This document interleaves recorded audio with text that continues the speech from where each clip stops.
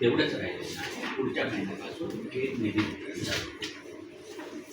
आता दुसरं महत्त्वाचं काय आहे याचं आपण हे महामंडळ स्थापन केलं महत्त्वाचं त्याचं मुद्दा माझ्या लक्षात आलं ते की आपण कोणत्या कोणत्या योजना काय आहेत आपल्या ज्या महात्मा फुले कॉर्पोरेशनच्या ज्या आधीच्या योजना त्या आपल्या मनात आहेत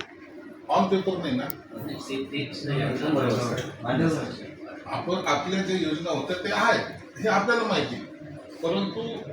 हे होला समाजासाठी जे महामंडळ स्थापन केलं त्या महामंडळासाठी या योजनेतून या योजनेसाठी कर्ज मिळेल असं जर त्यांना जर इंडिकेट केलं ना तर त्यांना कळेल की आपल्याला कोणत्या स्कीममध्ये टाकायचं ही स्कीम कशाची ही स्कीम कशाची त्यासाठी आपल्याला एक वेगळा एक फॉर्मॅट त्या महामंडळाला पब्लिश करावा हे आपण करू म्हणजे तुम्हाला नेमकं की आम्हाला तुम्ही प्रकल्प कुठं दाखल करायचे ते आमच्या कार्यकर्त्यांना किंवा उद्योजकांना तुमचं म्हणणं आमच्या करेक्ट लक्षात आलेलं आहे तुमच्यासाठी आता आम्ही काय विचार केला आहे पहिले जो आपलं होतं स्कीम ज्या चालत होत्या त्या स्कीम यांना लागू आहे